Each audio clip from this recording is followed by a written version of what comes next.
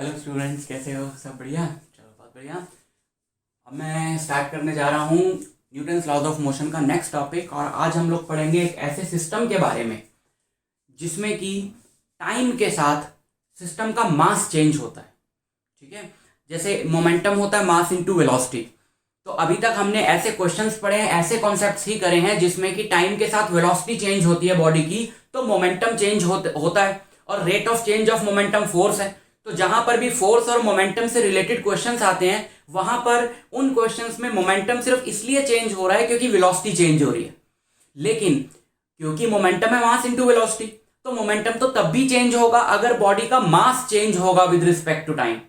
But generally एक solid hard rigid body चल रही है, उसका मास नहीं चेंज होता, इसलिए ज्यादातर क्वेश्चंस हमारे वेलोसिटी चेंज के होते हैं।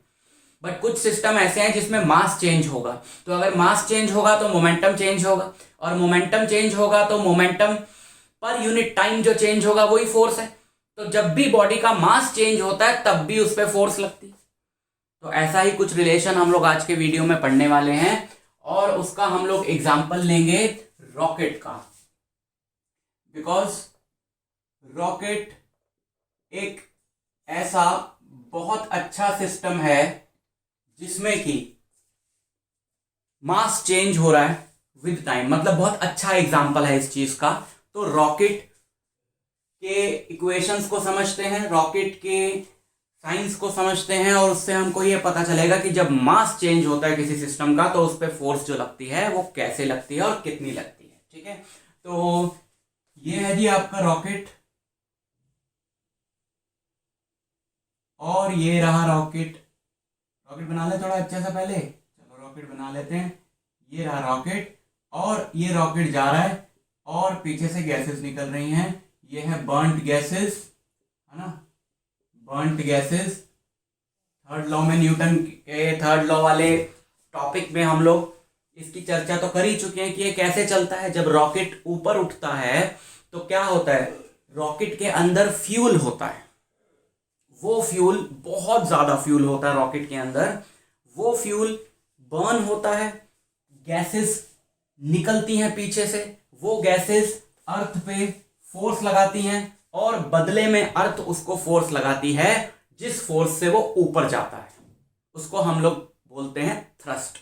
ठीक है, अब जैसे जैसे रॉकेट के अंदर का फ्यूल बर्न होता रहता है, वैसे वैसे उस फ्यूल का मास कम होता रहता है। और वो फ्यूल रॉकेट का ही तो पार्ट था, पहले रॉकेट के अंदर था, तो ओवरऑल रॉकेट का मास जो है वो कम होता रहता है।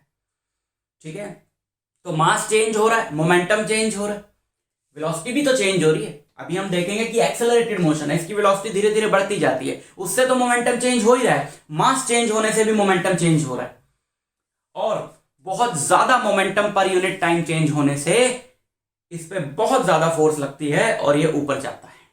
ठीक, देखते हैं इसकी इक्वेशंस। मान लो इनिशियल मास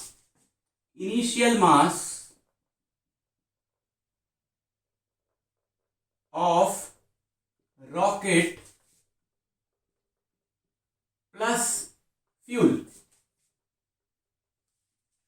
रॉकेट और फ्यूल का मिला के, है ना, फिर फ्यूल का धीरे धीरे कम होता जाएगा। हम बोलेंगे रॉकेट का मास कम हो रहा है, तो रॉकेट का कम नहीं हो रहा है क्योंकि फ्यूल रॉकेट का पार्ट है।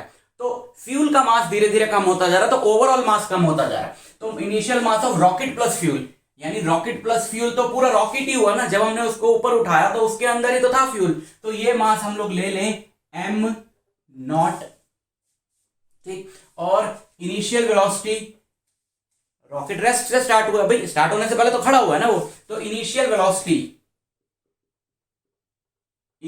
वेलोसिटी हम ले लें 0, है ना। लेना क्या, वो तो है ही 0। इनिशियल वेलोसिटी क्या है, 0। ओके, तो mass this rocket plus fuel is our system. तो अब इस सिस्टम का मास धीरे धीरे कम होता जा रहा है, तो कम होते होते होते होते suppose mass at time t, mass of what, mass of system eight time t, system का मास जो है टोटल मास वो मान लो m बचा t टाइम पे, और ये ऑब्वियस है कि this m is smaller than m not, है ना, क्योंकि मास तो कम हो रहा है टाइम के साथ। ओके, एंड वेलोसिटी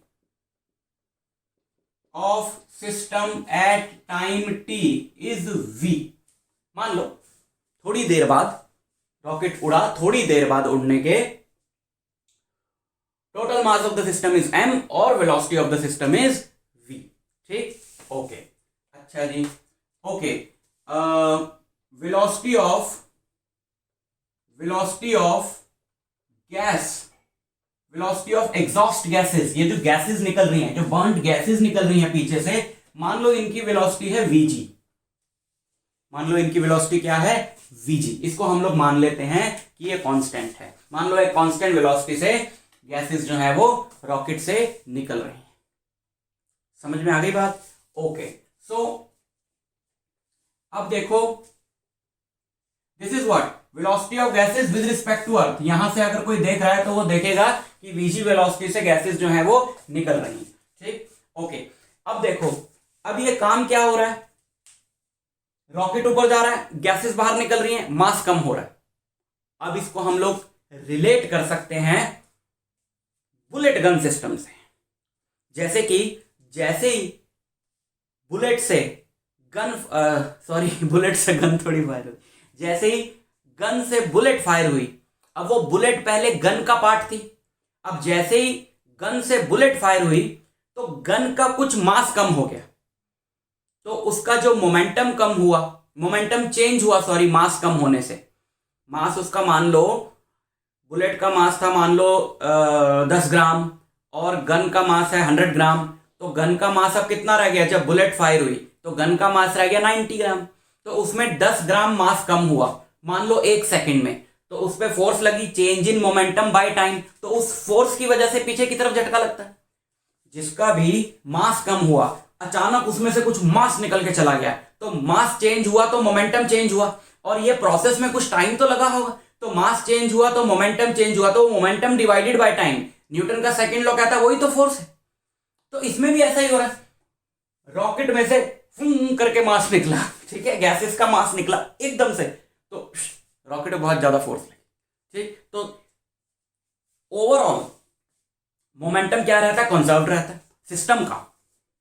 रॉकेट और गैसेस मिला के हमारा एक सिस्टम है जिसमें बाहर से तो कोई फोर्स नहीं लग रही, तो ओवरऑल इस सिस्टम का मोमेंटम जो है वो कंजर्व रहेगा। देखो, गन का अलग से चेंज हुआ, बुलेट का भी चेंज हुआ, लेकिन बुलेट और गन मिला के चेंज नहीं हुआ। Law of conservation of momentum में यही पढ़ा था हमने। तो यहां पर क्या है कि एट टाइम टी टाइम पे मोमेंटम कितना है सिस्टम का, m इंटू वी, क्योंकि मास है m और वेलोसिटी है v। ठीक, okay, at time t momentum, इसको मैं लिख लूं p इनिशियल। ठीक, t टाइम के बाद बहुत छोटे टाइम dt पे, यानी कि at time t plus dt, t time के जस्ट बाद बहुत छोटे टाइम dt पे, देखो विद टाइम क्या हो रहा है, इसका मास कम होता जा रहा है रॉकेट का, क्योंकि उसमें से गैसेस निकलती जा रही हैं। तो after time t plus dt, यानी t तक तो ये मोमेंटम है, t से थोड़ा सा बाद t प्लस dt पे मास कितना है, कम हो गया।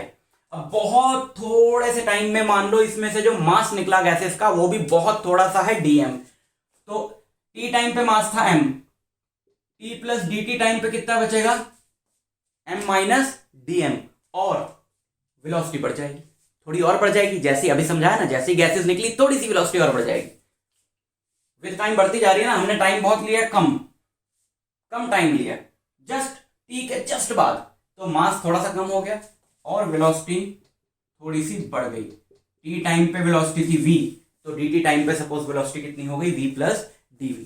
ओके, तो अब देखो इनिशियल मोमेंटम हमारा ये था, तो law of conservation of momentum हम लगाए यहां पे। इनिशियल मोमेंटम टी टाइम पे सिस्टम का जो मोमेंटम था, और टी प्लस dt टाइम पे सिस्टम का जो मोमेंटम था, वो दोनों बराबर होंगे। टी टाइम पे सिस्टम का मोमेंटम है ये, टी प्लस dt टाइम पे क्या हो रहा है, रॉकेट का मोमेंटम, सिस्टम क्या है, भाई सिस्टम है रॉकेट और गैसेस, तो ये तो हो गया उसका m, तो पूरे सिस्टम का ही मास है, v सिस्टम की वेलोसिटी है, तो m इंटू वी। अब after time dt, t time के बाद छोटे टाइम dt पे इसका मोमेंटम कितना होगा सिर्फ रॉकेट का, इसका मास है m माइनस डी एम, और इसकी वेलोसिटी कितनी है v प्लस प्लस दूसरा गैसेस, कितनी गैसेस निकली dm, और उनकी वेलोसिटी कितनी है vg, मान लो हमने लिख लिया ना यहाँ पे, हाँ वेलोसिटी ऑफ गैसेस कितना है vg, मतलब गैसेस तो फिक्स्ड वेलोसिटी से निकल रही है, ठीक है समझ गए। और यहां पे माइनस का साइन लगा दो, बिकॉज रॉकेट और गैसेस की वेलोसिटी जो है वो अपोजिट। समझ में आई बात? So this momentum of the system will always be equal to this, किसी भी टाइम टी डी टी के लिए अगर आप इक्वेशन बनाओगे तो। क्लियर? ठीक है, सो इसको जरा खोल दें थोड़ा सा, m into V plus m into D V minus V D M minus D M D V minus V G D M, कुछ कटेगा, ये कटा। अच्छा dm भी बहुत स्मॉल, dv भी बहुत small, so we can ignore this product, इसको छोड़ दो। और dm कहां से कॉमन आ रहा है, m dv देखो एक तरफ लिखेंगे ना, m dv इधर ले आओ, ये हो गया माइनस m dv। यहां पे अब एक टर्म ये बची थी, एक ये बची, एक ये बची, इन दोनों में से क्या कॉमन आ गया, माइनस कॉमन आ गया, यहां पे बचा v plus V G into D M. ठीक है, ये हमारी इक्वेशन बनी, समझ में आई बात? ओके, ये हमारी इक्वेशन बन गई।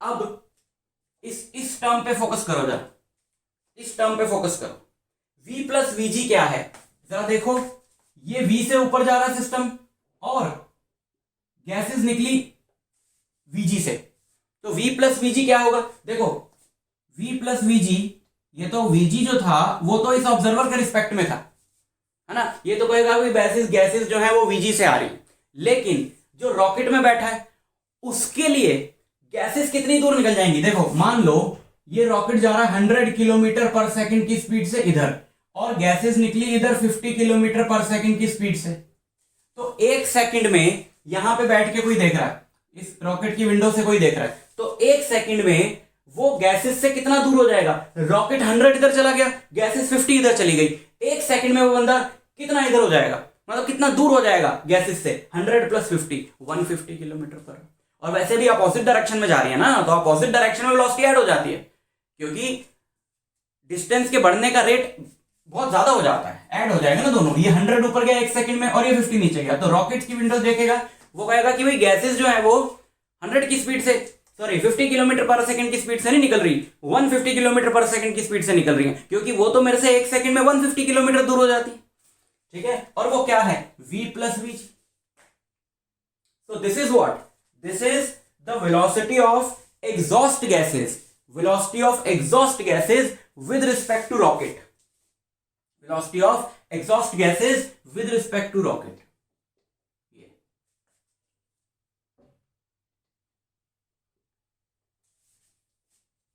इसको हम लोग मान ले u, velocity of exhaust gases with respect to rocket u। और अगर रॉकेट अर्थ से बहुत दूर जा चुका है, उसका फ्यूल जो है ऑलमोस्ट खत्म हो चुका है, तो उसकी जो वेलोसिटी रहेगी सिस्टम की वो कांस्टेंट रहेगी, ठीक है ना। फार अवे फ्रॉम अर्थ, इसको हम क्या मान सकते हैं, कांस्टेंट मान सकते हैं, इसको हम क्या मान सकते हैं, कांस्टेंट मान सकते हैं। अब देखो ये हमारी इक्वेशन बनी, इस इक्वेशन को हम सॉल्व करें, पहले थोड़ा सा इसको मिटाना पड़ेगा, जगह बनाएं, अब इसकी जरूरत नहीं है, यहां पे बना लेते हैं। हाँ, तो क्या इक्वेशन थी हमारी, M D V equal to U D M, है ना, माइनस से माइनस कट गया। अच्छा एक चीज का और ध्यान रखें, बिकॉज v और vg जो है वो अपोजिट डायरेक्शन में है, v और vg जो है वो अपोजिट डायरेक्शन में है और रॉकेट के रिस्पेक्ट में गैसेस जा रही हैं नीचे, और नीचे वाली डायरेक्शन को हमने नेगेटिव लिया हुआ है। क्यों? क्योंकि हमने यहां पर भी तो vg को नेगेटिव रखा, नीचे वाली डायरेक्शन को नेगेटिव लिया हुआ है, रॉकेट जो ऊपर जा रहा है उसको पॉजिटिव लिया हुआ है। तो रॉकेट के रिस्पेक्ट में गैसेस जा रही हैं नीचे, तो उसको v प्लस vg को हम लोग u की बजाय माइनस u लें, है ना, क्योंकि साइन कन्वेंशन के अकॉर्डिंग हमारा वही जाएगा। तो एक ये वाला बाहर वाला माइनस तो कटा, बट u के साथ वाला माइनस बच जाएगा। ये हमारी देखो इक्वेशन बन गई। अब लिमिट्स तो हमें पता है ना, अगर मैं इसको इंटीग्रेट करूं, थोड़ा नीचे लिख लें, m dv equal to minus u dm, ठीक। अच्छा, इंटीग्रेटिंग बोथ साइड्स, लिमिट्स क्या है? देखो वेलोसिटी कहां से कहां चेंज हो रही है, वेलोसिटी चेंज हो रही है 0 से v t टाइम में। मास कितना चेंज हुआ है? इनिशियली मास था m0, यहां तक आते आते मास कितना बचा? m, ठीक। अच्छा, m वाली टर्म उधर ले जाओ भाई, m वाली को पहले हमें उधर ही ले जाना चाहिए था, फिर इसको इंटीग्रेट करना चाहिए था ना, क्योंकि m कांस्टेंट तो है नहीं कि इधर से बाहर आ जाए, तो ये वाला m वहां चला गया। अब dv का इंटीग्रल क्या हुआ? dv का इंटीग्रल हुआ v, 0 से v equal to minus u constant है, बाहर आ गया। dm बाय m का natural log m, limit m0 से m, v माइनस 0, 1/x का इंटीग्रल dx के साथ होता है नेचुरल लॉग x, ठीक है। अगर आपको इसके बारे में कोई कंफ्यूजन है तो आप मेरे लॉग वाले और इंटीग्रेशन वाले वीडियोस देख लो, कंफ्यूजन जो है वो दूर हो जाएगी, ठीक। Okay, minus u, upper limit is m, तो m की जगह पहले रखा m, lower limit is m0 और उसकी जगह रखा m0। ये velocity of rocket at an instant t, यही हम लोग निकालना चाह रहे थे कि t टाइम के बाद रॉकेट की वेलोसिटी क्या होगी और कौन कौन से फैक्टर्स पे डिपेंड करेगी। ये आ जाएगी minus u log a minus b, what, log a by b, और ये माइनस है, ये माइनस उधर पावर में जा सकता है, because log a to the power b क्या होता है? b log a, है ना, पावर आगे आ जाती है, यहाँ आगे वाला नंबर पावर में जा सकता है। ये नंबर है -1, तो -1 यहां चला गया, इसकी पावर -1 यानी कि इसका रेसिप्रोकल, तो v is ln mu, sorry, v is u ln m0 over m, और नेचुरल लॉग को लॉग में कन्वर्ट करेंगे ताकि हम लोग कैलकुलेशंस कर पाए। v is 2.303 u log m0 by m, ठीक। तो ये आपका वेलोसिटी ऑफ रॉकेट है at an instant when the left mass of the rocket, जो बचा है मास, दैट इज m, और इनिशियल मास था m0 और u तो आपको पता है, बता दिया। Velocity of exhaust gases with respect to rocket, ठीक। समझ में आई बात? ओके, एक चीज और निकालें, बहुत ही इंपॉर्टेंट बात है, और वो है थ्रस्ट। यहां पे लिख लें, चलो इसको मिटा देते हैं थोड़ा सा।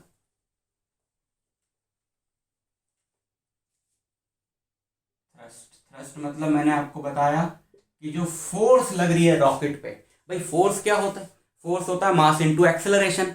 अब जरा आप ये वाली इक्वेशन लो, यही वाली, ये जिसको हमने इंटीग्रेट करा है, क्या थी ये इक्वेशन? ये इक्वेशन थी m dv equal to minus u dm।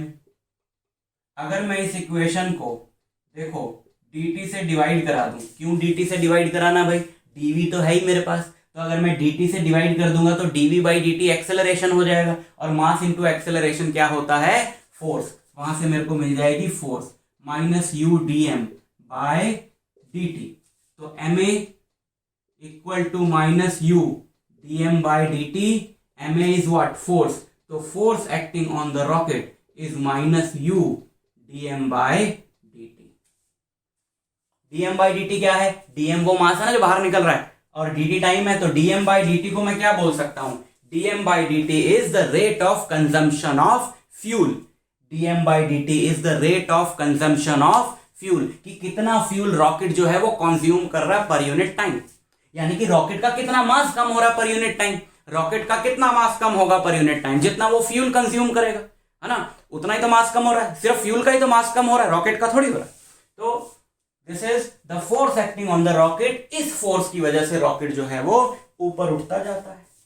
ठीक, अब एक क्वेश्चन कर लें इस पे। ठीक है, तो एक क्वेश्चन कर लेते बच्चों। क्वेश्चन है कि एक रॉकेट है मान लो, और उस रॉकेट में rate of consumption of fuel है 500 kg पर सेकेंड, यानी कि उस रॉकेट में एक सेकंड में 500 kg फ्यूल जो है वो कम हो जाता है। Velocity of exhaust gases with respect to rocket 400 kilometre पर सेकंड।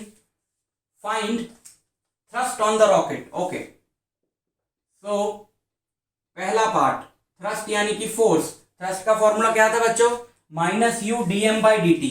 माइनस यू क्या था? Velocity of exhaust gases with respect to rocket. तो ये यू दिया हुआ है हमको, ये कितना है 400, यानी 400 मतलब 4 × 10⁻², पर ये किलोमीटर में, इसको मीटर में बदलेंगे 1000 से मल्टीप्लाई करके तो ये हो जाएगा 4 × 10⁵ ऐसा यूनिट में, into dm by dt, rate of consumption of fuel. कितना मास कम हो रहा है रॉकेट का पर सेकंड? 500 kg by 1 सेकेंड, है ना, तो 1 से डिवाइड करने की जरूरत नहीं है। 520 और आएगी 2 × 10⁸ न्यूटन। थ्रस्ट कितना आया है? 2 × 10⁸ न्यूटन। ठीक है, ये तो पहले पार्ट का आंसर हो गया। सेकंड पार्ट में क्या बोला है?